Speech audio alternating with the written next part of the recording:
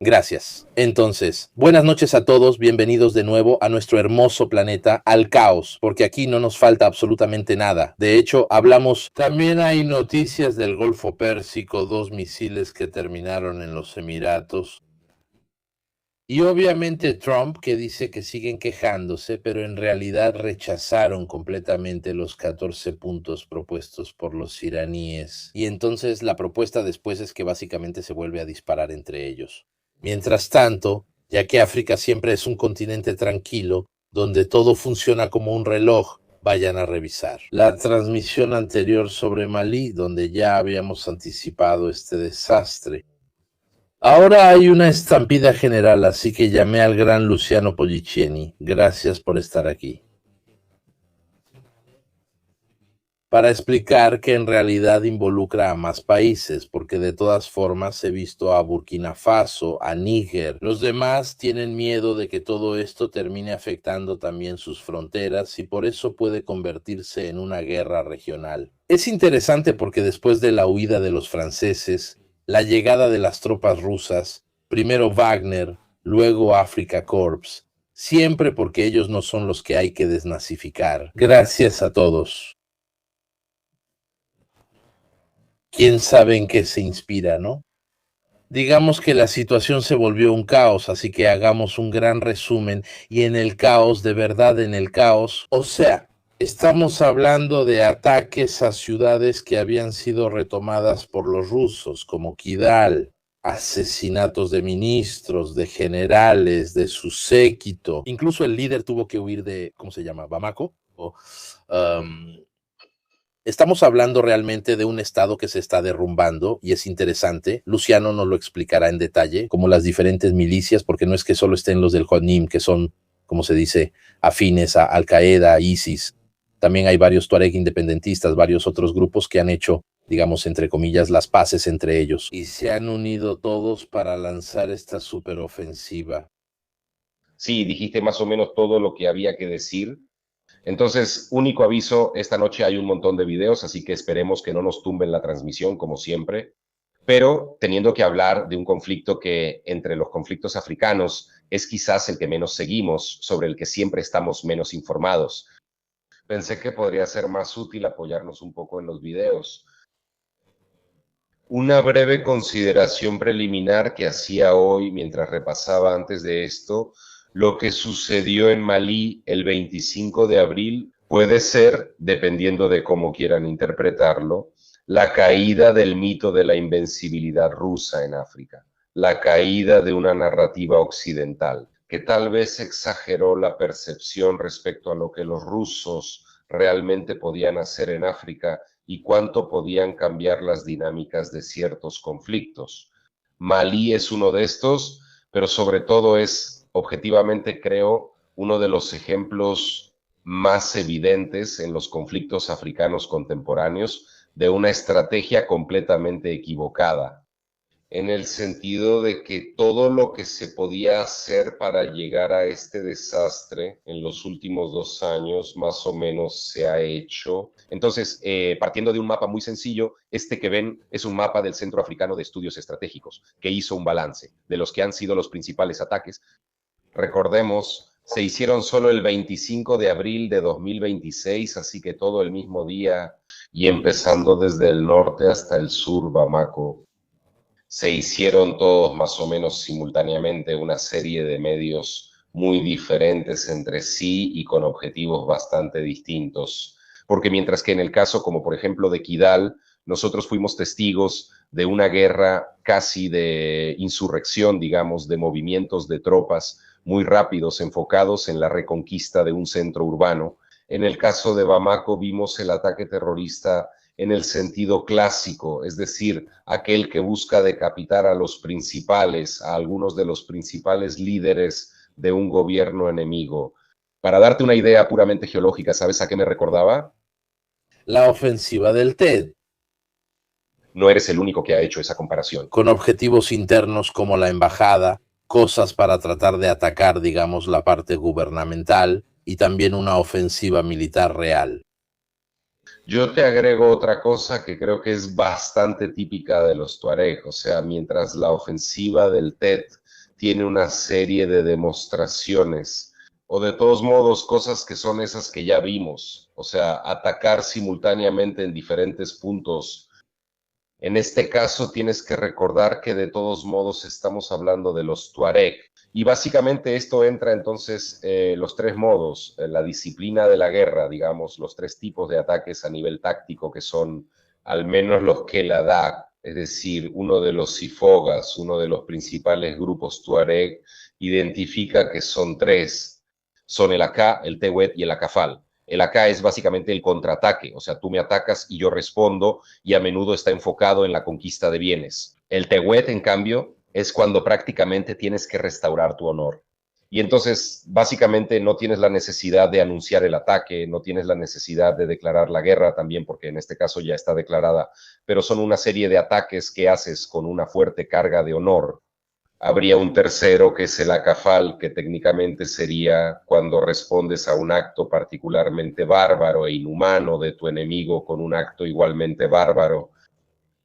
Te digo esto no para presumir, sino porque hay un elemento extra en comparación con la ofensiva del Tet. Y lo veremos en los videos en un momento. El uso de las motocicletas fue fundamental, pero el uso de las motocicletas como una caballería moderna. O sea, lo que ellos hacen todavía hoy es más o menos una táctica de saqueador. Recuerda mucho las cargas de Lawrence Tarabia en la Primera Guerra Mundial. O sea, entrar es como una ola arrasando. Pero es una táctica que solo te puedes permitir cuando percibes al adversario como más débil. Porque si el adversario está decidido, está atrincherado, está listo. Me refería al TED por el hecho de que entraron vestidos como malienses, con uniformes malienses. sí, Moto, camioneta, hicieron con un coche bomba, que es más o menos lo que intentaban hacer. Sí, hicieron un coche bomba para la región, destruyó la casa, mató al ministro de Defensa y al coronel Sadio Camara, que era el jefe de la junta. No. Sadio Camara, lo veremos en un momento. Sadio Camara es el ministro de Defensa, pero es importante porque es el hombre que negoció la región. Y Assimi Goïta, el jefe de la junta, ¿no? Exactamente. El presidente del gobierno de transición, Assimi Goïta, que es un coronel que mientras tanto se ha autopromovido a general. Camara, sin embargo, era, entre otras cosas, particularidad. Camara era el ministro de Defensa que negoció la llegada de los rusos con Prigozhin Wagner en 2021. Lo paradójico, por una de esas ironías de la historia, es que Camara, por lo que me dicen, también tenía la ciudadanía francesa. Así que hasta hoy debería ser el soldado francés número 55 o 59 asesinado en Malí después de la retirada de Francia. Esto es para que entiendas el nivel de complejidad. Lo que dices sobre el TED, seguramente varios administradores han hecho una comparación entre las dos cosas, pero como te decía, definitivamente debe relacionarse con cosas que ya conocemos, con observaciones que luego se hacen en otros conflictos a lo largo de los siglos. Pero siempre debes tener en cuenta, y quizá este sea el punto clave de todo el discurso sobre lo que está sucediendo en Malí, que objetivamente los tuaregs son un mundo aparte. Tanto es así que si ves el primer video ya te puede dar una idea de cómo combaten ellos. Exacto. Estos son hombres del Frente de Liberación. Estos de la Zawad que están cargando los morteros con los que atacaron Kidal durante la ofensiva, todo mientras toman el té. Entonces esto te hace entender más o menos, por un lado, que este es seguramente un video de propaganda hecho para demostrar que los hemos derrotado sin esfuerzo. Pero también te hace entender cómo realmente ellos están entre la gente, especialmente en los últimos 20 años, particularmente acostumbrados a pelear, ya sea en condiciones de inferioridad frente a los enemigos o más en general en condiciones climáticas extremas. Porque nosotros como occidentales, cuando hablamos de condiciones climáticas extremas, siempre pensamos en los campos congelados de Ucrania. Pero aquí estás combatiendo, ahora no sé cuántos grados habrá ahí, pero te toca pelear en días en que hacen 40 grados, tú eres armado de pollo beto, con el chaleco táctico y tienes que pelear. Pregunta difícil, ¿quién les está suministrando armas? ¿De dónde viene? Entonces, lo veremos en un momento. Por lo general no tienen grandes suministros de armas, en el sentido de que ellos más que nada asaltan y roban. Lo que han cambiado mucho tras la alianza con el Jenim, con el grupo pro Al Qaeda del que hablaremos en un momento, es que han empezado a usar drones. Y de hecho los ataques con drones han sido siempre una constante en los últimos 2 años y medio, 3 años de conflicto. Pero debo admitir que esta vez ellos han demostrado ser muy hábiles para aprender. Han demostrado en un tiempo relativamente corto que lograron integrarlos dentro de lo que son sus protocolos operativos. Esto que ves es un extracto de un video donde ya, según lo que dice la fuente, los rusos estaban, los malienses de hecho en este caso ya estaban en retirada. ¿Cuánto le está afectando esto a Rusia y a Malí a nivel económico? Dios no, a nivel económico deberían beneficiarse en el sentido de que Wagner Africa Corps de todas formas recibe su pago. En términos de imagen, no. Se suma a Venezuela, a Irán, a Siria, a 5 años. Sí, entonces... Esto es cierto. Pero en el sentido de que nunca se deben tomar las cosas de manera aislada. O sea, en general, de todos modos se sabía que existía Wagner. También quiero preguntarte algo, a pesar de que existía Wagner, ¿no? Que hicieron el acuerdo. ¿Cómo es que, sin embargo, Assimi Goïta, que fue atacado en su residencia en Bamako, fue rescatado por mercenarios del grupo turco Sadat? Tampoco confiaba en los rusos o era una situación doble. Entonces, Y eso lo veremos después, porque también te puse un video de Sadat que te muestra qué tipo de entrenamiento están haciendo. La cuestión era esta. Goïta decidió fundamentalmente que la Guardia Presidencial fuera entrenada por los turcos. Esto en una lógica de división de poderes internos en la Junta, donde fundamentalmente los rusos siempre han sido considerados un asunto de Camará y del jefe de inteligencia Koné. El temor es que, obviamente, si todos los hijos de personas que son pagadas por alguien que podría convertirse en tu rival, es un gran riesgo.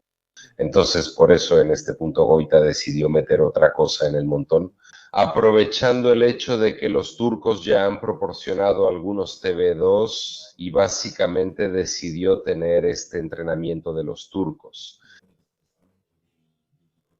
Los turcos para la Guardia Presidencial.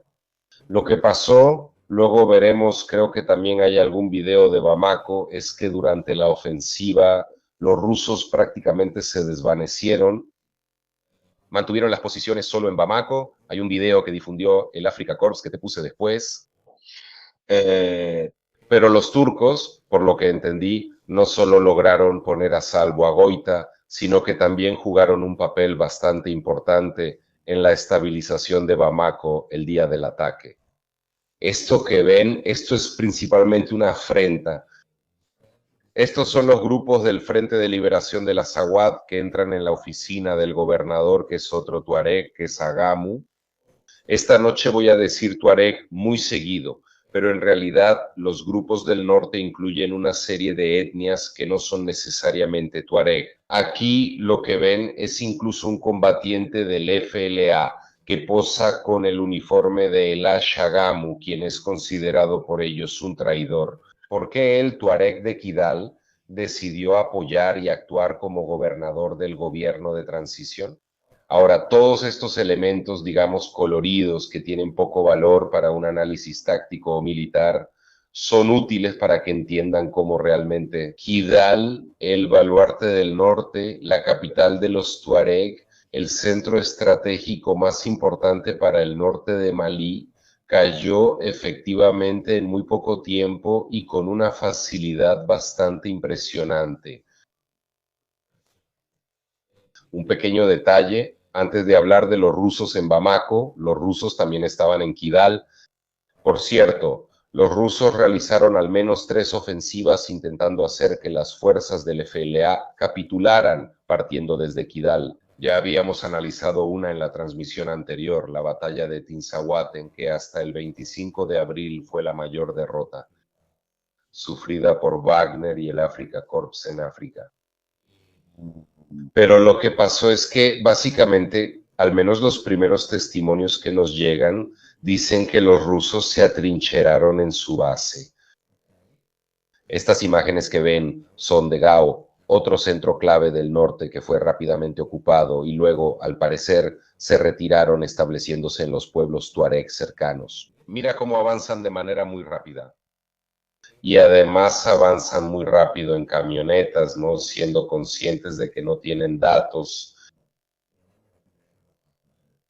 que normalmente es la primera contramedida que tienes contra una ofensiva.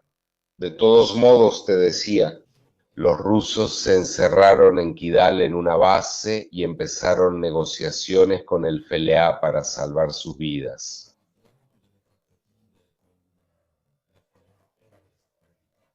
Y luego básicamente los evacuaron, escoltados por el FLA, regresaron hacia el sur. Puede parecer un comportamiento ilógico, pero en realidad cuando pasamos al análisis estratégico desde el punto de vista de la alianza,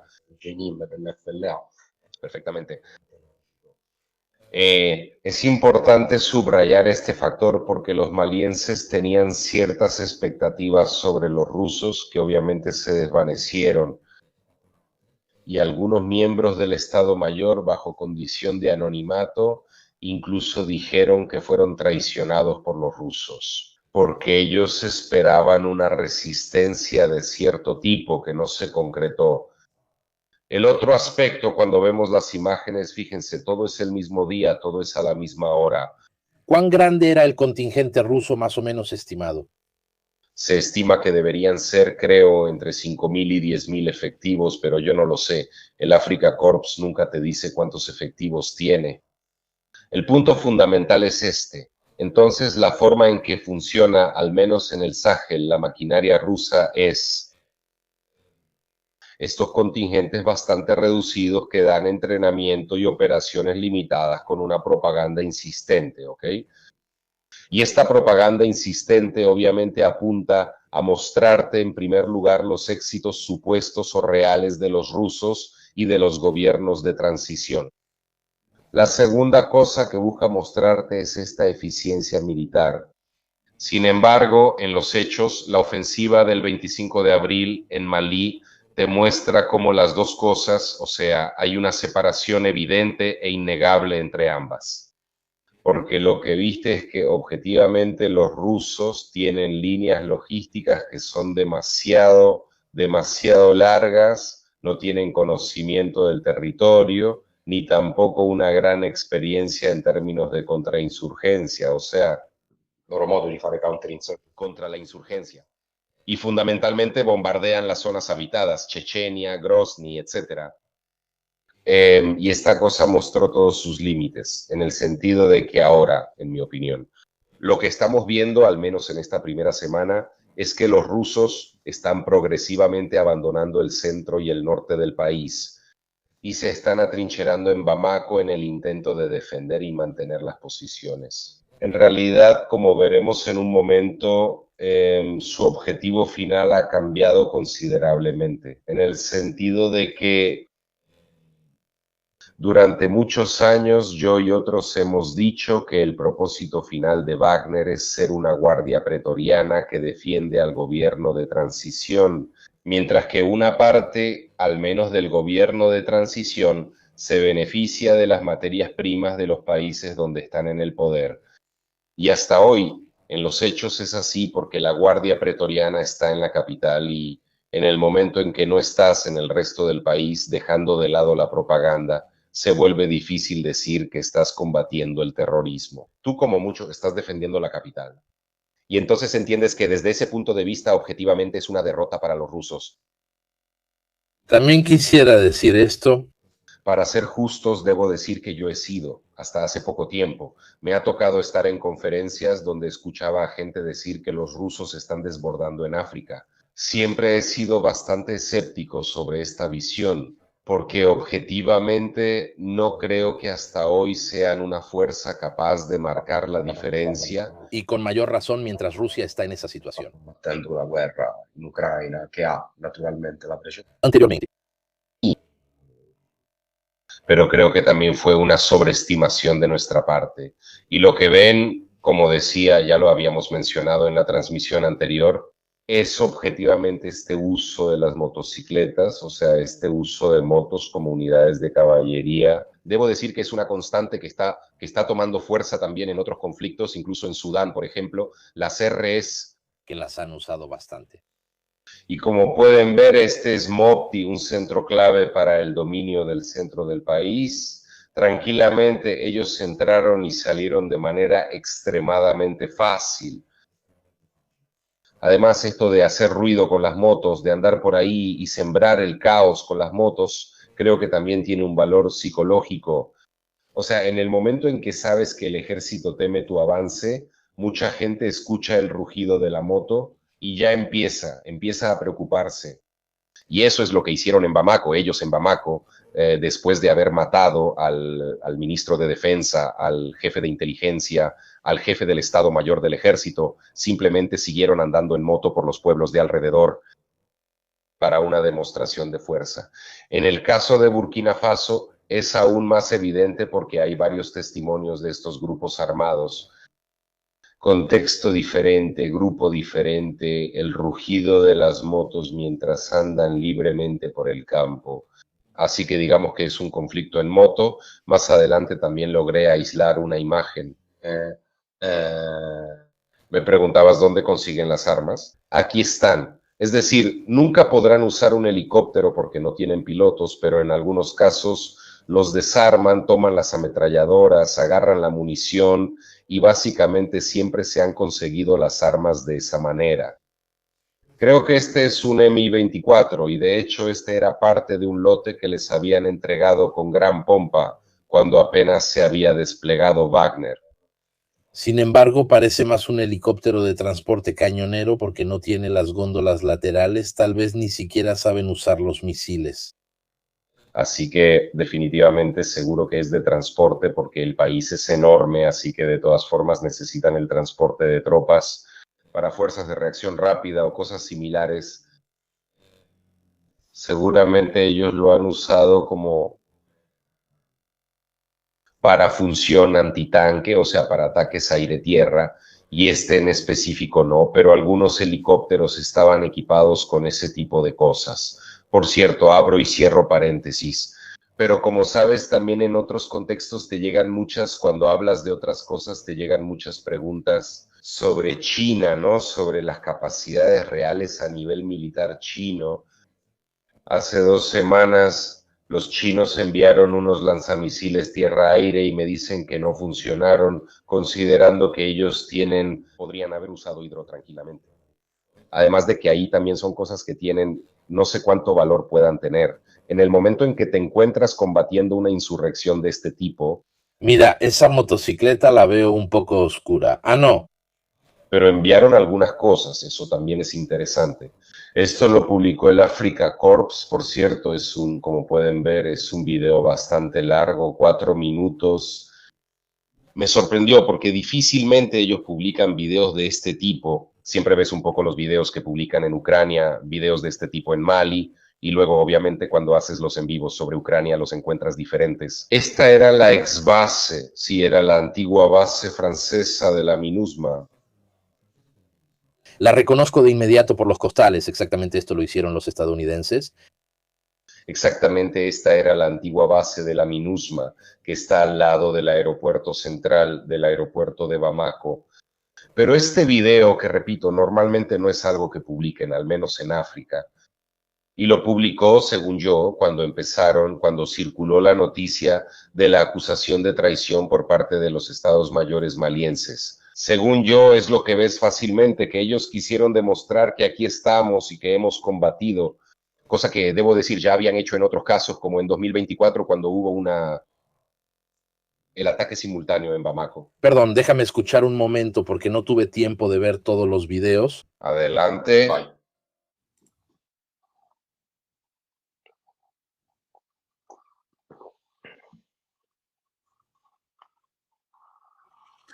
No se escucha ningún fuego de respuesta. You said so. Entonces, según yo, disparan, pero no se escucha ningún silbido, nada. Te digo menos. Disparan en una dirección, pero fíjate que ahí podría haber un MiG-15. Sí, no, pero, y te lo digo objetivamente, videos propagandísticos de Wagner. Luego en África he visto bastante, ¿no? Fotos cuantas quieras. Telegram, quello che ti pare. Es la primera vez que veo un video así. En otros lugares ni se diga República Centroafricana no hay, Burkina Faso no hay. Ciudad, según yo, podría ser una clave para entenderlo, pero no estoy seguro. Incluso dispara un RPG en un momento, pero no se entiende, más que nada. También es extraño el hecho de que será la única unidad que no tuvo bajas. ABA, pero con el 25 primero, porque normalmente no quiero ser cínico, pero todos a salvo. Y bueno, esto era para dar una perspectiva de lo que pasó en Bamako y de cómo deberían. El condicional es obligatorio. Haber combatido contra los rusos el 25 de abril, más que nada me dan ganas de decir que podías publicar uno de Quital ya que estabas ahí, ¿no? Pero, no, más que nada, quizá en Quital habríamos visto que en cierto momento se retiran, se encierran en el cuartel y hablan con los de la FLA. Después está la retirada, las escuchan, también te encontré los videos, pero esa es la perspectiva a lo que hicieron. Al final, una fuerza de 5.000 hombres dispersos en un país así, si el ejército regular no aguanta, no es como si pudieras pelear tú en su lugar. Es un poco como Siria. También intentaron al principio bombardear a las fuerzas. Entonces, Sí. di 55 Cristo.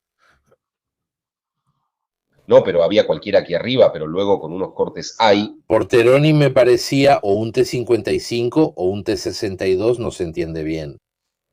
Y lo que me viene a la mente es que te digo, no lo sé, en la lista militar eres tú.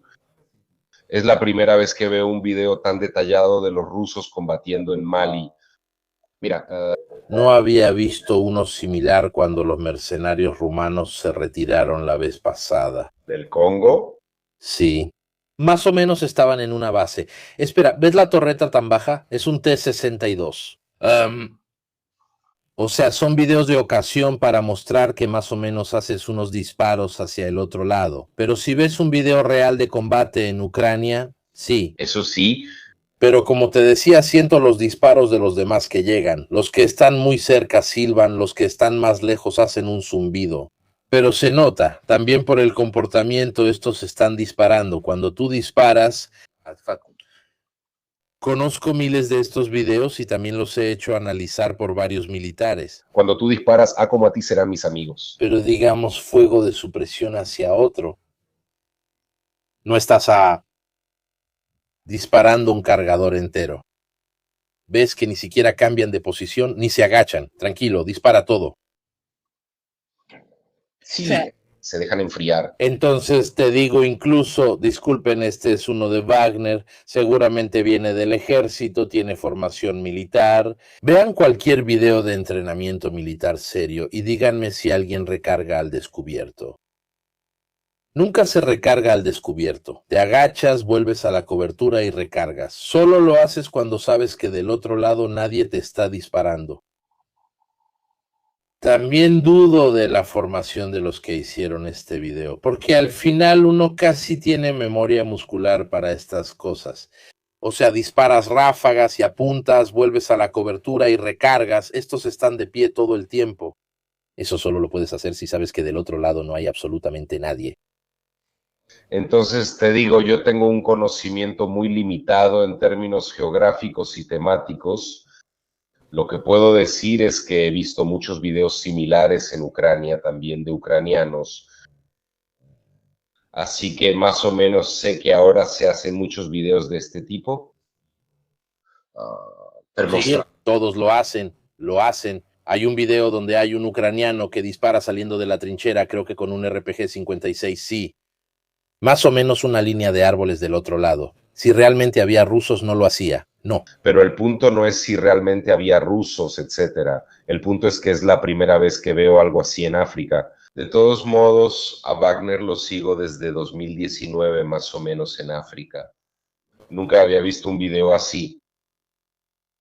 Sí, estas cosas hechas así tan al aventón. No. Digamos que tengo muchas dudas sobre esta acción. Pero hay muchas dudas. Este video te habría intrigado, pero en cambio puedes ver lo que pasó en Kidal. Estas son todas, digamos, más evidentes. Entonces, básicamente, los rusos en Kidal, recordemos, la ciudad más estratégica del norte de Malí, se encierran y al amanecer del 26 de abril, después de negociar con el FLA acepta permitir que los rusos se retiren. Entonces, básicamente salen de Kidal. En realidad, entre ayer y hoy ha habido otras retiradas de Yelok y Tesali, así que todos son centros clave del norte.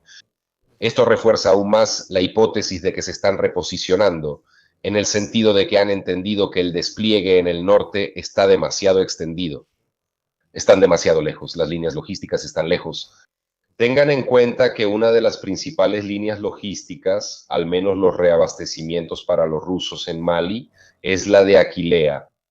Y entonces, obviamente, cuando hablas de algo que desde Conakry tiene que llegar hasta Kidal, se hablando de migliaia di chilometri, entonces ellos básicamente se están retirando de aquí y de Kidal, pero es una tendencia que sigue avanzando. Digamos que todos están regresando hacia la capital y en unos minutos podremos explicar también por qué se están moviendo hacia la capital. Si vas al siguiente video, debería haber un video sobre los prisioneros malienses. En cambio, porque una pregunta que uno podría hacerse no es solo y exclusivamente de dónde sacan las armas, sino de dónde consiguen a esos hombres. Objetivamente, lo que vimos después de Kidal es que muchos miembros del ejército maliense decidieron unirse a los rebeldes, probablemente para salvarse. Les confiscaron todas las armas. Sí, también hay imágenes del FLA entrando en los refugios. Abro y cierro paréntesis, el FLA a nivel mediático es mucho más explícito de lo que es el Shanim. Pero sí, confiscaron varias armas, seguramente tomaron... No, también las armas. Dios mío, tal vez este las tiene. No, bueno, Dios mío, depende de cómo negociaste. Tal vez dices, te las dejo todas, pero alguna para defensa te la quedas. Sí, pero generalmente he visto camiones llenos de hombres sin armas. Sí, no. Entonces ellos seguramente lo hicieron, porque estás en una situación en la que confías y no confías porque no sabes si esos tal vez te asustan. Te disparan un soldado normal arriba de un camión de ese tipo en una situación en la que el equipo quisiera tener el arma lista. En el camión no había nadie con un arma lista, en el segundo había dos.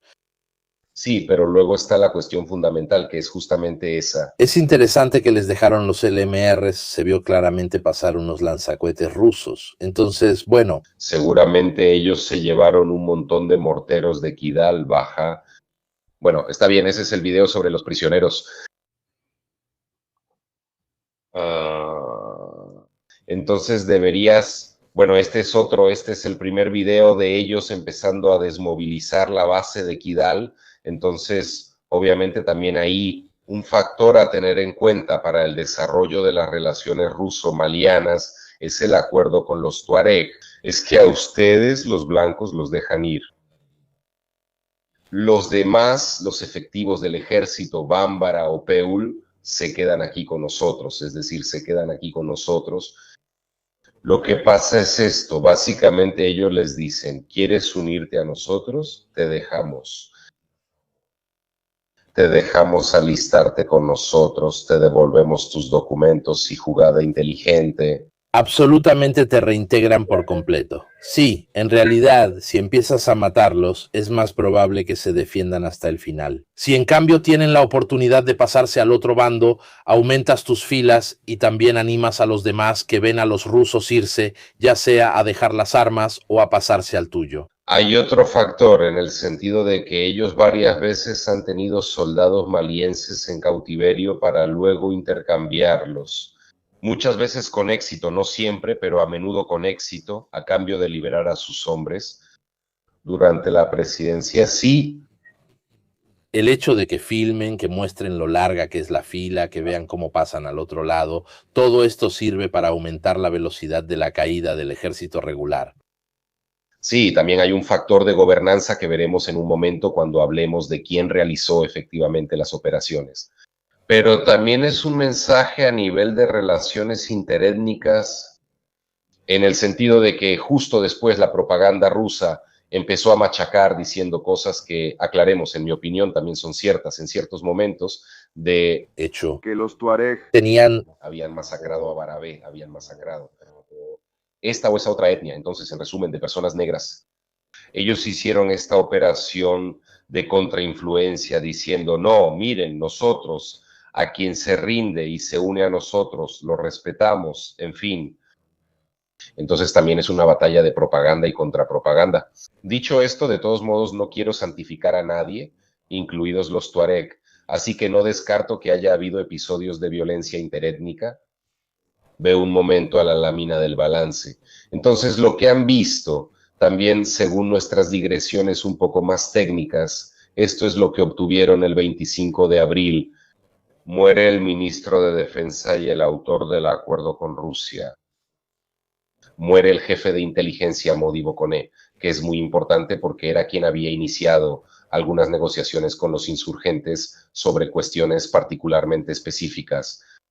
Muere el jefe del Estado Mayor del Ejército, Moussa Diarra, alumno de Camará, y Kidal es retomada por los insurgentes. Los otros grandes centros, por lo que entiendo, están libres, en el sentido de que no hay presencia del AFLEA ni del GAENIM dentro, pero están posicionados en los alrededores de los grandes centros. te diré que Kidal estaba bastante aislada en el norte, entonces... Kidal es un feudo del AFLA. O sea, ahí estás combatiendo. en su zona. Loro hanno combattuto letteralmente. Estás combatiendo. Cioè, hanno lottato contro l'impero del Marocco, hanno lottato contro... Hay un poco. 3 veces. Entonces, digamos, ahí estás realmente en terreno propio con una línea logística corta. Es mucho. ¿Cuánto pasaba desde Argelia y cuánto se retiraban? ¿Aquí? Eso te lo iba a decir. Entonces, prácticamente las familias de los notables, de los Teladash, de los Fogas, todos tienen relaciones de parentesco más allá de la frontera. Pero porque la frontera para nosotros occidentales o para quienes ven los mapas existe, para un tuareg siempre es desierto. Entonces, seguramente hay líneas de abastecimiento, líneas de parentesco. De hecho, el mismo líder del Jotanim, Yada Gali, según dicen, se refugió en Argelia desde 2016 hasta 2020. ¿Seguro? Pero si van y recuperan la transmisión en vivo que habíamos hecho sobre Malí, la anterior, en la batalla de Tinzahuatán, que es un centro que está literalmente en la frontera con Argelia. O sea, una parte de la ciudad está en Malí, una parte de la ciudad está en Argelia. Ese es sin duda un punto logístico para ellos. Pregunta, ¿hay movimientos separatistas en Mauritania? No, en realidad en Mauritania no. Al contrario, como veremos después, Mauritania ha tratado de adoptar un enfoque conciliador tanto con el gobierno de transición como con los rusos, pero sobre todo recientemente ha habido episodios de incursiones de malienses y rusos en aldeas fronterizas con Mauritania, con el asesinato de varios civiles. Y esto ha llevado las relaciones entre Mali y Mauritania a su punto más bajo en la historia. Hay un factor, sin embargo, que debe considerarse que fue sin duda cierto al inicio de la guerra civil en 2012. Varios tuareg malienses formaban parte de la llamada Legión del Desierto de Gaddafi, luego se desmovilizaron en Libia y regresaron a casa. Recientemente se había hablado de otros movimientos similares, es decir, otros tuareg que desde Libia Se desmovilizaron. regresaron a Malí. No sé cuánto pueda ser un factor, definitivamente fue determinante al inicio de la crisis 2012-2013, pero no es descabellada como hipótesis. Mira, Mirko va a la siguiente diapositiva. Espera. Espera, primero una pregunta. ¿Existe un comando conjunto con las fuerzas rebeldes? Sí. Sí, hay un mando conjunto de los rebeldes. Y justamente te quería preguntar, uno, ¿en qué divergían, en qué no estaban de acuerdo aparte del enemigo? ¿Y por qué? ¿Y cuál es tu análisis sobre el hecho de que se unieron justo ahora y se coordinaron? Bueno, ok, es una pregunta que me trae varios recuerdos a la mente. Entonces, el grupo de apoyo al Islam y a los musulmanes, Ginim, Jamaat, Nusrat wal Islam wal Muslimin, es el principal grupo insurgente pro Al-Qaeda. Nació de la fusión de 4 grupos armados, como suele ocurrir también en otros conflictos africanos, son muy fluidos, así que se alían y pelean entre ellos de manera bastante sencilla.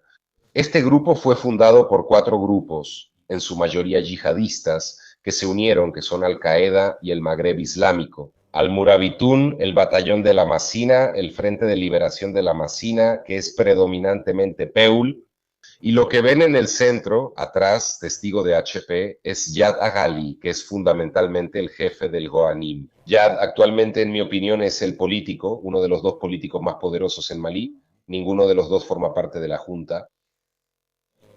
Historias absurdas, luchó con Gaddafi, hay fotos de joven de él y Gaddafi. Gaddafi era un gran amigo suyo, dice que luchó en Líbano, fue un revolucionario. Tuareg se levantó contra el gobierno de Malí 2 veces. Las leyendas dicen que también tenía un gusto considerable por los puros, tanto que lo apodaron el Che Guevara de los Tuareg. Y estamos hablando básicamente de un político que en cierto momento dice que hizo un viaje a Arabia Saudita donde él era cónsul de Malí en Jeddah y dice ahí que tuvo esta, iluminación religiosa y que se volvió salafista. Ahora cuando hablamos de Agali, independientemente de su biografía, sobre cuán sincera es realmente esta adhesión suya a una causa religiosa, de todos modos, estamos hablando de un hombre que no tiene mucho peso en términos sociales. Entre los Tuareg, pero logró escalar en la jerarquía de los Kalatasi de los Lifogas, prácticamente usando la violencia. O sea, él se volvió influyente porque es considerado un gran combatiente, no es considerado alguien con nobleza de sangre, pero es un buen luchador. Un pequeño detalle que puede ser interesante. La nobleza entre los Tuareg, al menos entre los Tuareg malienses, no es patriarcal, sino matrilineal. Es decir, tu papel en la sociedad lo determina quién es tu madre, no quién es tu padre, lo cual es completamente lo opuesto. ¿Estarán contentos los progresistas demócratas en Estados Unidos con estas cosas? Pero la familia de Yad no es tan importante. El JNIM atraviesa varias fases de evolución. Cuando primero existen los grupos separados entre 2012 y 2013, ellos destacan esta interpretación fuerte y draconiana de la Sharia. Posteriormente, con el nacimiento del GENIM, Yad promueve una teoría de gobierno diferente. No podemos ponernos a azotar a la gente, a cortarles las manos. Debemos imponer un liderazgo, una gobernanza musulmana, islámica, basada, por ejemplo, en que debes ponerte el velo, que no debes consumir drogas, que no debes beber alcohol, que debes hacer las oraciones. Pero quitando esta base, aquí obviamente ellos ofrecen un servicio judicial y al mismo tiempo administran la justicia, el derecho, con cortes islámicas que algunos ciudadanos, con razón o sin ella, consideran más eficientes o menos corruptas que las del gobierno actual. Entonces ellos imponen este nuevo tipo de gobernanza y logran, al menos en determinadas partes de la sociedad maliense, ganarse cierto crédito. La alianza que se crea, pasa a la siguiente diapositiva, es con el Frente de Liberación de la Azawad. ¿Recuerdan cuando les decía que Yad no tiene una nobleza de sangre? Bueno, Al-Ghada Saltaya, que es el líder del Frente de Liberación de la Azawad, es básicamente quien tiene esa nobleza de sangre. Entonces, ¿qué pasa? Así se fusionan las 2 almas de los Tuareg, aunque obviamente hay diferencias.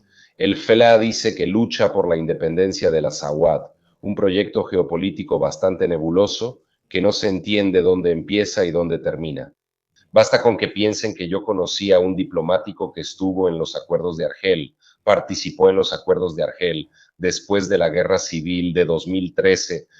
En Ilmainin me dijo que pasaron como 25 días debatiendo sobre qué demonios era a nivel jurídico y geopolítico este Azawad. Así que 25 días siguieron así. Las negociaciones en Argelia duraron bastante. Bilal al-Sherif es el portavoz del FLA, también es noble Tuareg. Y luego está Aga Mahmoud, que es Aga Mahmoud, que es ex Gatia. Ahora, cuando te dije que el gobierno de Malí cometió todos los errores posibles para llegar al 2020, se llegó a esta ofensiva aquí. Bueno, si todos los enemigos se unieron, algo debe haber hecho. Exactamente. Entonces, después de la guerra civil de 2013,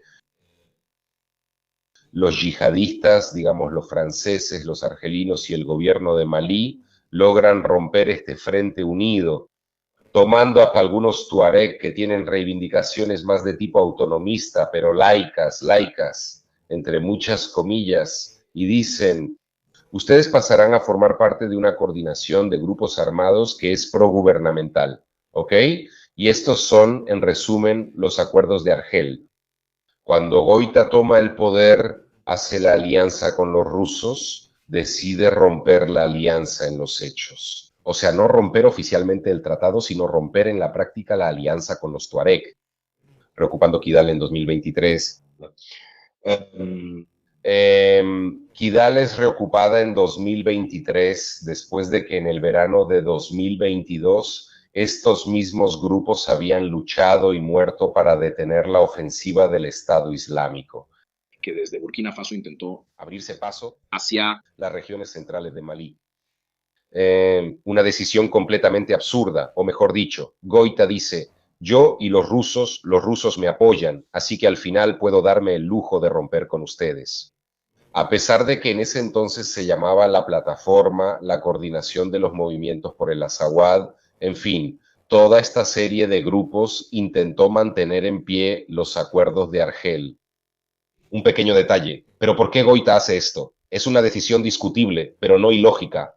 Una teoría de conspiración, además difundida por la propaganda rusa, sostenía que los franceses utilizaban Kidal y a los tuareg para abastecer de armas a los grupos yihadistas. Mira, disculpa, esa también la he escuchado yo porque ya sabes, no siempre investigo antes. O sea que los franceses que fueron expulsados dijeron, perfecto, alimentemos así para que nos extrañen y vuelvan a sacar a los rusos. Esto es algo que... ¿Esto es una reformulación? Es una reformulación de lo que hizo Abeglio. Esto que dices tú es la versión 2.0 después de que echaron a los franceses. Anteriormente, cuando estaban los franceses y estaba la MINUSMA, dicen, no, ellos en realidad, Kidal no era administrada por la MINUSMA. Era la operación internacional. Sí, de las Naciones Unidas, de la cual yo fui indigno en Weisborg por un tiempo.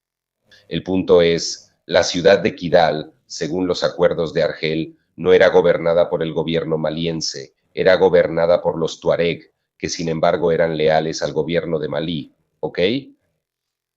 La conspiración es, los franceses usan esta ciudad, esta capital de los tuareg, para abastecer de armas a los yihadistas y justificar su presencia aquí.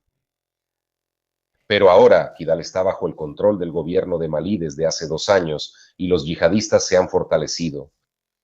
Algo no cuadra. Además, ¿no será que el que se convirtió al salafismo, además de haber ido allá y haber sido iluminado, tal vez regresó con algún maletín? no, pero eso fue antes de la guerra civil. Fue antes de la guerra civil. Agalí, según, entonces te lo digo honestamente, Agali no lucha tanto por fervor religioso. Él simplemente quiere obtener un dominio reconocido sobre Kidal. Es una gran autonomía administrativa. De hecho, como veremos mejor en un momento, juntando algunas piezas y dejando de lado lo que mucha gente dice, porque he escuchado hablar efecto sirio, incluso antes. hace años era el efecto Afganistán y entonces Malí era como Afganistán, como Siria. A diferencia de Ashara y a diferencia de los talibanes, ellos, en mi opinión, no quieren gobernar. Esto porque es un país enorme y ellos no Tienen. Cada uno quiere su pequeño feudo histórico y luego ellos quieren... establecer una negociación, lo veremos en los escenarios, ellos quieren establecer una negociación con el gobierno de Malí. De hecho, ellos, si quitas Kidal, no administran ningún centro habitado relevante, ni en términos numéricos, ni en términos estratégicos. Y en mi opinión, Incogni debería adoptar mi frase, que es esta: ¿qué valor le dan a su tiempo? Yo le doy mucho valor, así que para mí, que venga alguien del call center a molestarme para venderme la 50ª tarifa energética cuando llevo años con el mismo contrato, si me permiten, vale menos que esos 5 euros que pago por Incogni. Mi frase que es, tú,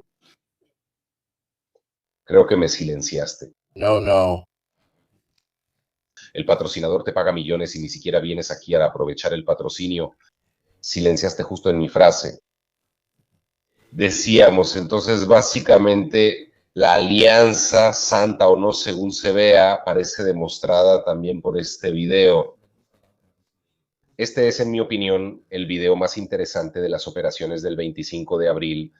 ¿Ves este juego de reflejos? Estas deberían ser la voz y la de Agali. No soy tan experto en la voz de Intalá. De todos modos, ellos estaban siguiendo las operaciones en curso del 25 de abril y publicaron este video para mostrar cómo las estaban, de cierta manera, coordinando en conjunto. Obviamente, la alianza entre el FLA y el JNIM también fue reconocida posteriormente por el JNIM en el comunicado de reivindicación de los ataques del 25 de abril. ¿De dónde viene esta alianza? La alianza surge fundamentalmente de un punto de vista militar. No tiene absolutamente ningún sentido. No. Absolutamente. Avanzan en columna, se quedan todos atascados aquí. Si les caen 2 morteros, ¿qué son? 10, 15. Track, la Toyota, todos saltan por los aires. Así que es obvio que solo lo hicieron para mostrar, miren, estamos en movimiento. Pero no es una columna táctica, no se avanza así. No, el punto era mostrar que Intaya y Agali siguieron la ofensiva juntos. Entonces era dar una prueba tangible fuera de cualquier especulación para demostrar que hubo una coordinación de las operaciones. En ese sentido, la operación fue una actividad que se realizó. Otro punto, es cierto. Creo que la naturaleza de esta alianza fue, por así decirlo, juntémonos y encontremos una manera de presionar al gobierno para que negocie. Entonces, como te decía antes, la importancia de las motos, esta es una de las motos que usaron ellos, con una ametralladora montada. No sé si tú también harías algo así, pero yo no quiero ninguna responsabilidad. Arribar, ¿no? Sí. No lo sé, ¿qué es una disca? Montar una disca hacia atrás en la moto. ¿Sabes qué pasa si intentas disparar? Dios, aquí firmas y disparas, porque si lo intentas, sí, esa es la idea. Si dispara desde atrás no vas a ningún lado. No, imposible, esa es la idea. Pero es lo que te digo, son motos para usar la velocidad de las motos para desplazarse. Está mi punto, es farfoto. Pero hay muchas que circulan así. Digo, tráfico de sí, no hay efecto. No hay ninguna solución. Estos, en cambio, son los lanzamisiles chinos que el gobierno de Malí recibió hace pocas semanas. No entendí. Parecen copias de los Zambi. Sí, el lanzamisiles creo que es un Peng algo, Peng Liang, algo así. Pero insisto, en los últimos meses ellos han recibido muchas armas. Bueno, obviamente están los drones turcos y justo después está el Mi-24 como el que vimos que fue derribado en Gao en la siguiente diapositiva. Exacto, mira, estos son los Mi-24 cuando se los entregaron. Esto fue pocos meses después del despliegue de Wagner, hay otros más. No les habían dado las aletas con los sistemas, con los pilones subalares, te lo digo. Exacto, entonces te digo... Era solo una cañonera, esta disparabas abriendo, tendría sentido. Porque luego están circulando otros videos del Africa Corps que salieron más recientemente, donde se ve que ellos efectivamente disparan desde el APO, disparan con la cañonera, esa giratoria. No es que te sirva un lanzacohetes, ya sabes, tal vez no tienen tanto dinero para abastecerlos, un lanzamisiles no te sirve absolutamente de nada. De las góndolas lanzamisiles probablemente montas un par de ametralladoras en el costado y lo usas como cañonera. Entonces, sí, pero la pregunta que te quería hacer, ya que tú sigues la guerra en Ucrania, es si los guardas para usarlos en el frente en Ucrania, mejor Italia y los malienses. No. Entiendo. No, tienes la idea equivocada. No. Los helicópteros casi fueron retirados de la guerra en Ucrania después de sufrir más de 300 bajas en el primer año. Se volvieron casi inútiles. El último uso, digamos masivo, de helicópteros fue durante la ofensiva ucraniana en 2023, cuando los rusos, en la primera semana, tenían los K-52 Alligator que destrozaban los Bradley y otros vehículos que intentaban abrirse paso. Por lo demás, las pocas apariciones que vemos de helicópteros son o para transportar rápidamente a algún pequeño grupo, sirven para eso. O como mucho lanzan cohetes en modo balístico, entonces el helicóptero se eleva, digamos. En modo balístico lanza los cohetes y luego se va. Ya no se ven helicópteros que hagan ataques, que hagan interdicción, que vayan detrás de las líneas. Desde el punto de vista de las pérdidas aéreas en proporción numérica, el cuerpo de helicópteros ruso es el que ha tenido más pérdidas que cualquier otra fuerza armada rusa durante esta guerra. No, pero con Lima, porque yo leí una entrevista al jefe del Estado Mayor, Portolano, que había dicho lo mismo. Dijo que de todas formas la guerra en Ucrania ha demostrado que en el futuro se usarán mucho menos los helicópteros. Así que con Lima, de todos modos, esto es lo que notaron los malienses. Obviamente hablamos de una guerra de tipo insurgente, así que ciertamente no tienes que enfrentarte al ejército ucraniano. Estos, en cambio, son los clásicos TB2 que obviamente también Malí ha conseguido. Algunos de estos TB2 estaban en Kidal y por lo tanto en este momento estarán en manos, habrán sido desmontados. De todos modos, están bajo el control de los insurgentes. Habría que ver qué tipo de uso podrían darle o quién tal vez podría pagarles para tener acceso a un TB2. Pero si avanzas después, tienes una idea de cómo ellos usan los drones. Este es un video publicado por el FLA. En realidad, Fly y Genim, tengan en cuenta que juntos han mostrado dos formas diferentes de usar los drones. Estas son imágenes del 25 de abril. Deberían mostrar el uso de drones. Este es un cuadricóptero, creo, contra los rusos en Kidal. Gracias. ¿Ok? Así es como los están usando ellos. En general, no sé si la FLA podría tener la oportunidad de usar algunos TB2, pero lo veo bastante difícil. Mientras que Quatenim utiliza el cuadricóptero de manera clásica, en el sentido de que le ponen el misil encima, lo hacen volar y sueltan la bomba sobre un punto. Sin embargo, los utilizan principalmente de la misma manera. Es decir, como útiles para debilitar las reservas, las fuerzas en la base terrestre. Aquí este es más o menos un tipo de cuadricóptero utilizado por el JNIM. Debajo le ponen la bomba y así. Sí. El de antes era el que tiene el circuito que prácticamente se cierra cuando impacta con algo. ¿Ves ese palo que ves con ese cable extraño? Cuando el cable toca, se cierra el circuito y entonces explota. Exacto. No, sería un dron cargado, sí, correcto. Gracias. Y posteriormente, estos son otros ejemplos del uso de drones por parte del EFLA. En este caso era más bien otra operación, era principalmente para atacar vehículos logísticos. De todos modos, esto es para demostrar que la paradoja, o si quieres, la adopción de ciertas tecnologías, esta guerra comenzó con una de las dos partes que efectivamente tenía el dominio del aire y ahora incluso los insurgentes tienen sus propias fuerzas aéreas. Entonces, vamos a ver un momento que pasó justo después. Vea la imagen de Goita. Goita prácticamente en los días siguientes al ataque estuvo usando esta máscara aquí. No entendí por qué, siendo honesto, pero las primeras cosas que hizo fueron dos: reunirse con la delegación rusa y el encargado de negocios en Bamako y dar inicio a una purga interna donde fueron arrestados altos mandos acusados, con o sin razón, de haber colaborado. No quedó claro si colaboraron con los insurgentes o si intentaron darles un golpe, es decir, hacer un golpe de Estado en el momento en que los ataques estaban en curso. Posteriormente, el día 26, este JNIME declaró el bloqueo de la capital. O sea, según lo que ellos dicen, no entran ni salen vehículos de Bamako. Ahora, no sería, digamos, una... Ahí sí ves, por cierto, lo ves. Mira, este es el que se presentó en los polvorines de Camarao. Y, por cierto, si no me equivoco, sí, iba escoltado. No iba escoltado. También iba escoltado por los rusos. No iba escoltado por los rusos, no lo sé. De todos modos, este es él en el funeral de Camarao. Todo esto después de varias horas, muchas horas en las que él se mantuvo a resguardo, digamos, no se dejó ver.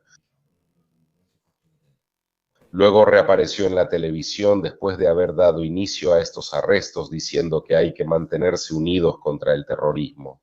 La noticia de hoy, Goita también asumió de forma interina el cargo de ministro de Defensa, así que reemplazó a Camarao. Por lo tanto, significa que hasta hoy él, personalmente, controla cualquier fuerza de apoyo, más allá de las Fuerzas Armadas. También controla, gestionará las relaciones con el Africa Corps, gestionará las relaciones con los mercenarios, llamémoslos mercenarios, en fin, con los contratistas turcos. Como les decía, el Godanim declara el bloqueo de la capital Bamako, nada entra y nada sale. El aspecto, en mi opinión, interesante de notar es que el Jenim ya ha implementado un bloqueo de la capital desde el otoño pasado. No ha llevado, como han dicho algunos, a un verdadero asedio. Es decir, los bienes entran y salen de Bamako simplemente en menor cantidad que antes. En particular, esto es algo que afecta el bloqueo de los combustibles, es decir, ya que Malí importa combustible principalmente de Senegal y Guinea. Los camiones que son interceptados a la entrada de la ciudad, o en algunos casos, tal vez ni siquiera atacan a las tripulaciones, simplemente prenden fuego a los camiones. podrían tener un efecto, además de en la vida de la población, también en las tropas, en el ejército, porque te quedas sin combustible para los vehículos. No está exactamente claro si el Jotenim realmente ya logró implementar este bloqueo. ¿O si ha logrado implementarlo en general? Algunas fuentes dicen que es un bloqueo de la ciudad que está tomando fuerza gradualmente. Otros informan que por el momento la situación es prácticamente igual. A 24 de abril, entonces era exactamente como antes. Si avanzas, debería haber un mapa donde podemos mostrar más o menos cómo funciona el bloqueo que está implementando el GNIM. Entonces, esta es más o menos la situación actual a nivel regional. Pequeño asunto. Entonces, como saben, Malí forma parte, quienes siguen estos hechos lo saben, Malí forma parte de la alianza de los estados del Sahel, que sería la alianza entre estos tres gobiernos de transición, Malí, Níger y Burkina Faso. Los tres apoyados por los rusos, los tres involucrados en la insurgencia del Sahel, los tres que han expulsado a los franceses, a las tropas francesas de su propio territorio. La situación es esta. Los gobiernos del Sahel obviamente han expresado solidaridad con Malí. Dicen que algunas fuentes aún no confirmadas dicen que habrían realizado también ataques de represalia, ataques aéreos contra las posiciones del FLA en Kidal. Sinceramente, esto yo solo lo he visto escrito en los medios cercanos a la alianza de los estados del Sahel. Estos tres gobiernos han formado una fuerza conjunta de, según lo que dicen, 15.000 hombres. Por el momento no está en movimiento. Al menos no se ha puesto en marcha oficialmente este tipo de fuerza de reacción rápida. Llámala como quieras. Como fuerza de reserva. Seguramente por seguridad, el gobierno de Níger canceló el desfile del 1 de mayo, que se hace todos los años en Níger para celebrar el Día del Trabajador. Burkina Faso, el que está dirigido por el capitán Traoré, ha aumentado el nivel de seguridad interna. Esto, en mi opinión, puede ser bastante evidente, el hecho de que, de todas formas, este ataque preocupa mucho a la alianza de estados del Sahel. Aquí, porque ellos habían sancionado, querían hacer la intervención, un eco, etcétera, pero luego no pasó nada. Exactamente, luego no pasó nada. Debo decir que entre muchas cosas, en mi opinión, entre las muchas decisiones discutibles adoptadas por el gobierno de transición de Malí, hubo un intento serio, dos intentos serios de mediación entre el ECOPAS y las juntas del gobierno de transición del Sahel. Disculpen. Por parte de Senegal y por parte de Icana. Pero en ambos casos ellos no confiaron, no quisieron dar seguimiento a este tipo de aperturas. Por cierto, la situación es paradójica porque los gobiernos de la Alianza de los Estados del Sahel salieron del ECOPAS, pero todavía son parte de la Unión Monetaria de África Occidental, que es la parte, digamos, que administra el franco CFA y la parte financiera. Y se ha creado esta situación absurda donde incluso las políticas financieras ahora son divergentes. O sea, los del AES, con razón, aumentan el presupuesto, hacen mucho gasto público y la UEMOA dice, no, tenemos que mantener el presupuesto bajo control. Pero esto es para decir cómo el Relación entre ACE y ECOPAS. es bastante complejo en esta etapa. Tras la retirada negociada de los grupos rusos, Los otros gobiernos africanos que dependen de acuerdos de contratos ampliamente difundidos han dado señales de querer basarse o no en estos. No. no. Pero por el momento no. Los rusos donde estaban siguen estando.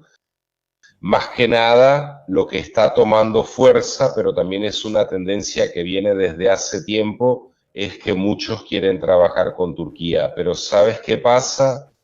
El problema es que Rusia o Turquía, pero de todos modos en algún momento llegas a una sobreextensión.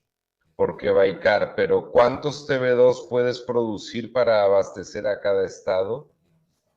¿Sabes qué es? Los TB2 no es que lleven mucho armamento, o sea, funcionan mejor contra tropas realmente blindadas o cosas así. Siéntete libre de detenerte. Ellos los usaron. Con motocicleta, también con los TB2, no es que hagas mucho, ¿eh? No, pero para ellos son un símbolo. Para ellos son un símbolo, pero no por el momento nadie está cuestionando al Afrika Korps. Puede ser que en el futuro, tal vez ciertos gobiernos, al enfrentarse a la elección, ¿recibo formación de los rusos o de los turcos? Podrían decidir recibir formación de los turcos. Eso sí, pero por ahora no, por ahora todo sigue igual, pero también porque son decisiones y resoluciones que toman tiempo, que requieren negociaciones, que son cuestiones delicadas por resolver. Entonces, si alguna vez llegara a haber un retiro de los rusos o una solicitud para que los rusos se vayan, no es algo que suceda en una semana, eso sí, pero no, por ahora siguen ahí. Y por ahora, como te digo, se han reagrupado en Bamako porque el punto es este. Si vas a ese mapa del bloqueo, creo que puede ser útil para hacer algunas consideraciones. Y a la siguiente... No. Exacto. Espera, ¿cuál era el video anterior? Perdón. Entonces, sí, no. Este es simplemente el video de Binadiarra, el portavoz del Joanim, que anuncia el establecimiento del bloqueo de Bamako. Si vas al mapa, por cierto, él también tuvo un cambio de imagen porque prima il video che faceva... ojo. Entonces, ¿qué pasa? Este era un mapa que ya les había mostrado en 2024 en vivo sobre los atentados en Bamako. Este es un mapa que básicamente muestra los tipos de ataques que fueron realizados por Jenim en los alrededores de la capital en un periodo que va de 2020 a 2024. Más o menos lo mismo está pasando ahora con el bloqueo de la capital. Tienes a estos hombres de Jenin, pero a veces también unidades muy reducidas, compuestas por 4 hombres, 4 o 5 hombres quizá, con un grupo más grande de apoyo. De todos modos, estamos hablando de unas 20 personas que están rodeando las calles de la ciudad, de la capital. Lo que sucede en este sentido, entonces, es que, como les decía antes, sé que hay... Sabes, no es que tengas que controlarlo. Ya el hecho de que las haces de todos modos inviables, creas un... Entonces... Se crea un efecto dominó, porque, por ejemplo, ya había pasado en esa época que los camioneros del Serga dijeron que ya no iban a recorrer esa ruta. Y también hubo un momento de tensión. Otro punto político demuestra que el Estado central ni siquiera controla los caminos que llevan. Exacto. Exacto. Tanto es así que ahí también, si quieren, en una escala mucho menor, es el mismo razonamiento que hacemos después sobre los barcos comerciales con el estrecho de Hormuz. O sea, de todas formas, para recorrer una ruta transitada y peligrosa, te lo piensas. Ahora, ¿el Afrika Korps ha empezado a difundir estas imágenes? O sea, después de que el Jenim anunció el bloqueo de Bamako, empezaron a difundir estas imágenes. nosotros garantizaremos el flujo de bienes a Bamako. Me parece que también es difícil, porque si el resto del país de todas formas no lo logra. Si estos traen petróleo, me parece que es un buen objetivo. Basta un dron y aquí haces un efecto dominó. Exacto. Pero la cuestión me gustaría llevarla un momento al plano político. Entonces, una teoría bastante difundida es que Jenin debería ser como la Shara o los talibanes. Punto. Entra a Bamako y obtiene, en fin, estas, y entra a la ciudad y toma el control del gobierno del país. No creo que poner un bloqueo a la capital sea señal de esto. Poner un bloqueo a la capital es, sinceramente, intentar entablar una negociación política con el gobierno. Quizá porque así, presionando a la élite, a la clase dirigente, en algún momento dices, ok, cuando incluso Goita no quiera negociar, será derrocado y en su lugar subirá alguien más que pueda estar más dispuesto a abrir negociaciones con nosotros. Pero la idea que yo defiendo desde hace ya varios años es que el objetivo del Jenin nunca ha sido gobernar el país. Ellos quieren abrirse a algún tipo de negociación política. Que alguien gobierne el país y nosotros nos mantengamos independientes. O al menos garantizarnos una mayor independencia, tal vez a nivel ideológico, asegurarnos un cierto papel de la religión en el futuro. Porque no es que quieran gobernar a los demás, a los que tal vez están en el sur del país, ellos quieren su independencia. Luego, si alguien quiere manejar el resto, adelante. Pero sobre todo, discúlpame, pero en muchos conflictos tengo la impresión de que la gente no lo toma en cuenta. ¿Factor demográfico? Es decir, un país tan vasto, en el mejor de los casos, pero el mejor de verdad wild, del Guanim con 20,000 hombres, ¿cómo mantienes un país así? Casi ni te alcanzan para controlar Bamako. Entonces, básicamente, estas son una serie de tácticas que, según yo, están enfocadas en iniciar una discusión política. O sea, no puedo dominar el país, pero sí puedo desestabilizarlo. Tengo suficiente fuerza para desestabilizarlo incluso en las partes donde gobiernas tú. O de cualquier manera para hacerte perder credibilidad. Porque si la receta del gobierno maliense siempre había sido decir gracias a los rusos nosotros podemos vencer militarmente. O sea, digamos que la narrativa del gobierno maliense ha tenido dos momentos. El primero fue gracias a los rusos podemos derrotarlos militarmente. Después de los ataques en Bamako en 2024 se empezó a decir, sí, en algún momento negociaremos, pero desde una posición de fuerza. El problema, sin embargo, es sí. También esta posición. Dijiste bien esto de la posición de fuerza. Fuerzas de este tipo no tienen la capacidad de mantener el terreno. Lo pueden hacer, dada también la naturaleza del terreno y el equipamiento. Pueden hacer este tipo de incursiones. Por un tiempo, no es sostenible a largo plazo. No, pero te diré más. Ellos no pueden temer a ningún centro habitado que no sea Kidayo, y de todos modos mantienes Kidayo porque ahora son dos grupos distintos que se han aliado. Estás cerca, las líneas logísticas son más cortas, es tu zona, es tu gente, en su mayoría. Y haciendo esto ellos buscan entablar una discusión de tipo político. Y sobre todo también hay una dificultad por parte de los malienses para mantener tropas regulares, para mantener las posiciones. Entonces, sinceramente me cuesta trabajo imaginar un escenario de tipo sirio.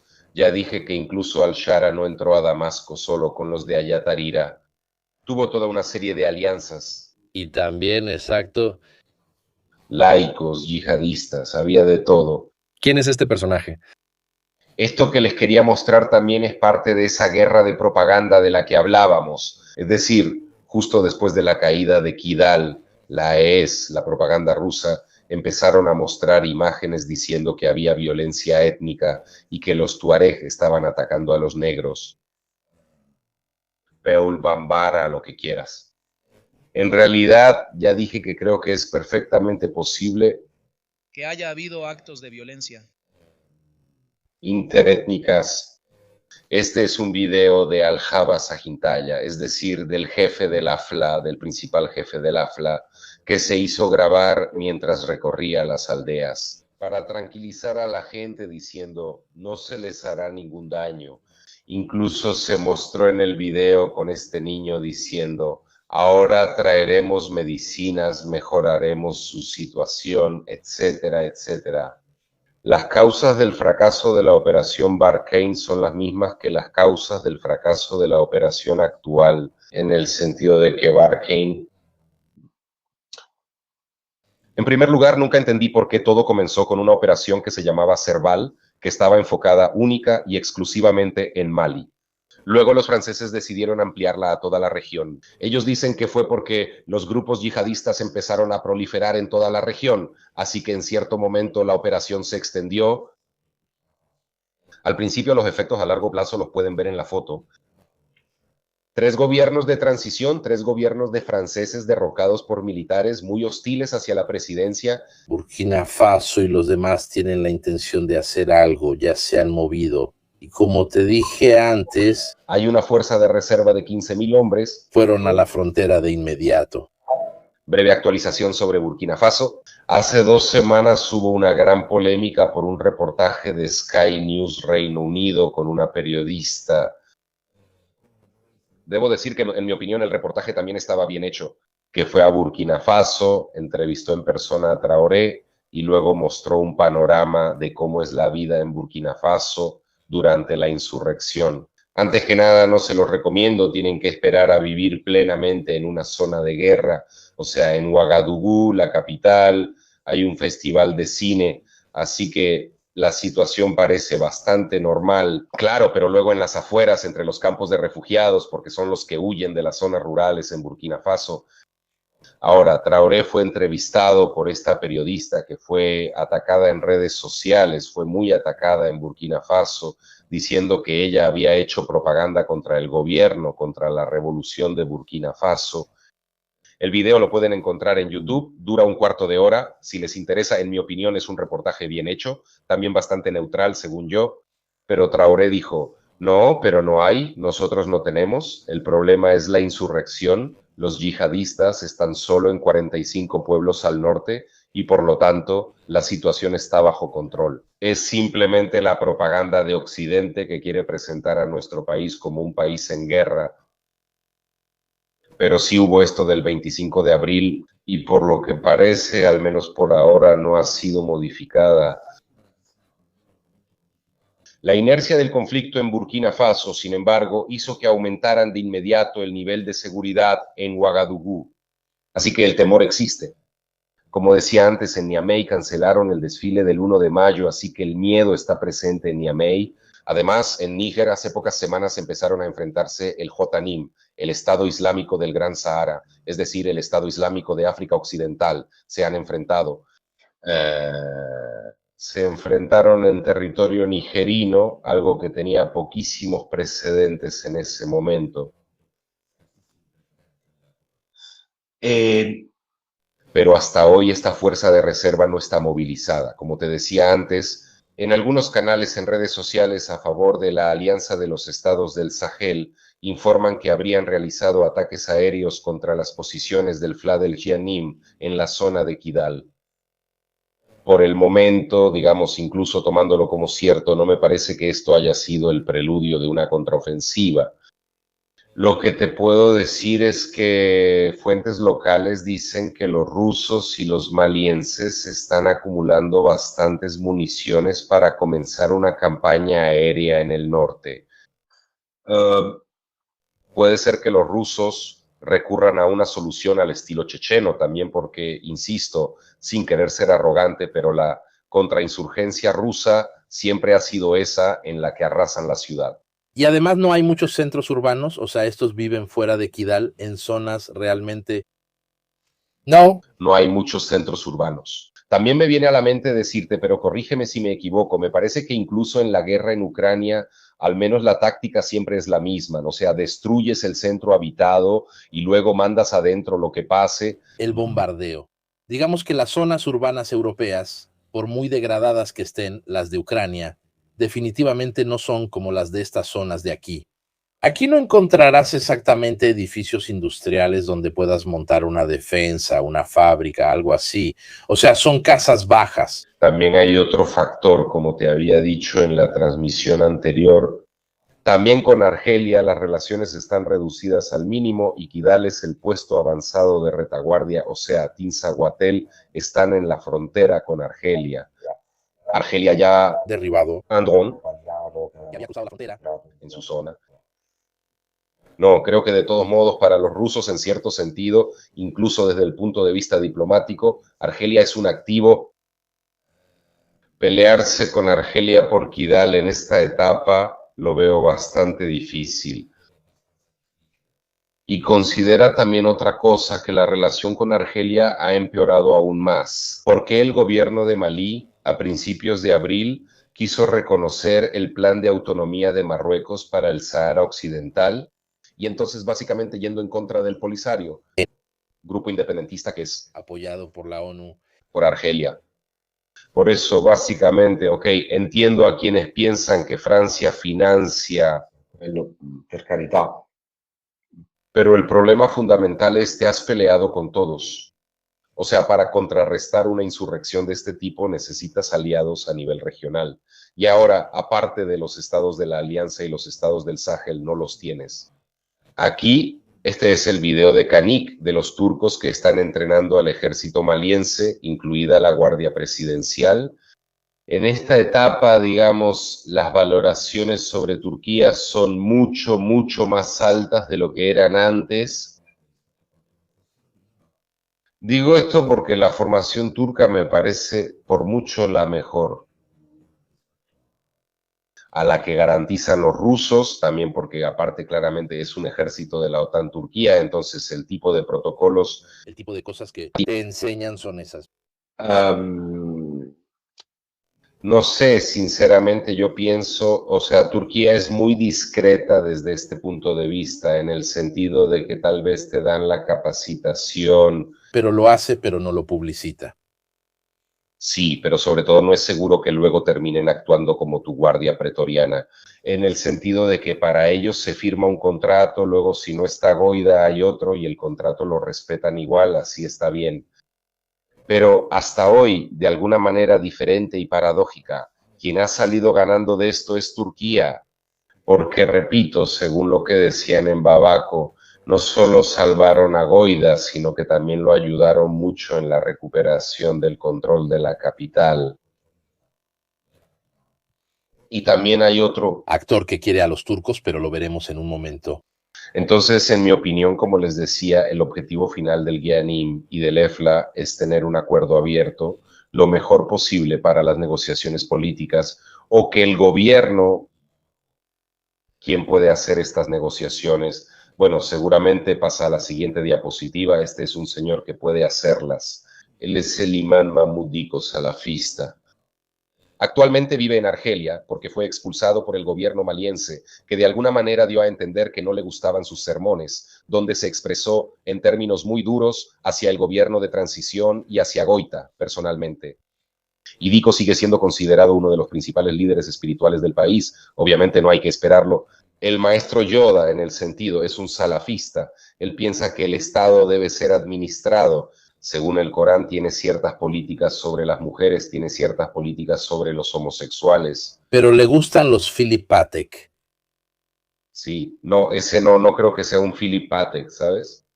Por lo que recuerdo, él de hecho es bastante austero, pero seguramente es uno de esos que hoy en día es reconocido como creíble por el JNI y por el gobierno maliense. Él es además el líder del principal movimiento de oposición al gobierno de transición.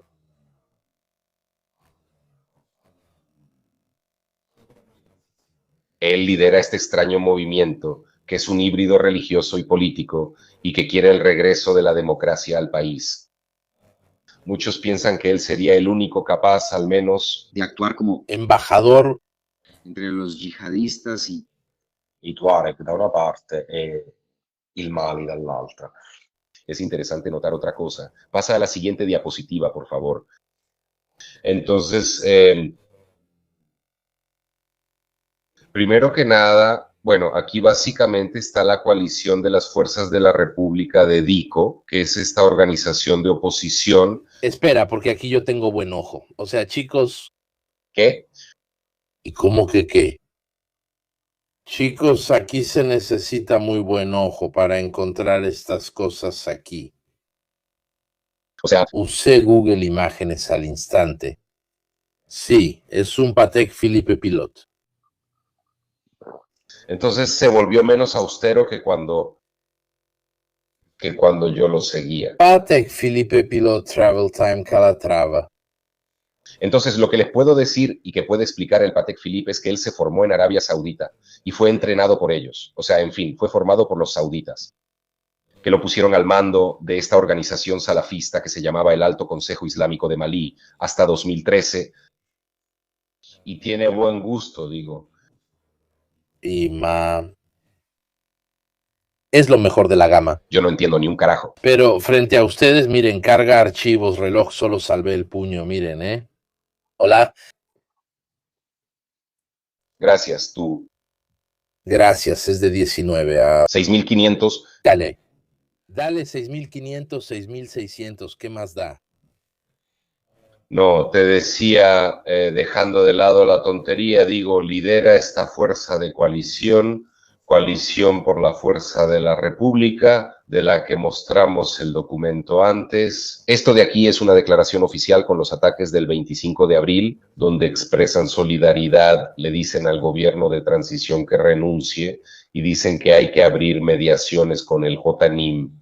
Pero, y este es mi Patek, Felipe, si vas a la siguiente diapositiva, este es un comunicado de las Fuerzas de Liberación del Azawad que dice que Turquía puede tener un papel importante en el futuro del país y que incitan a Turquía a jugar un papel, a ser ponderada, a desempeñar un papel en la resolución de la crisis en curso.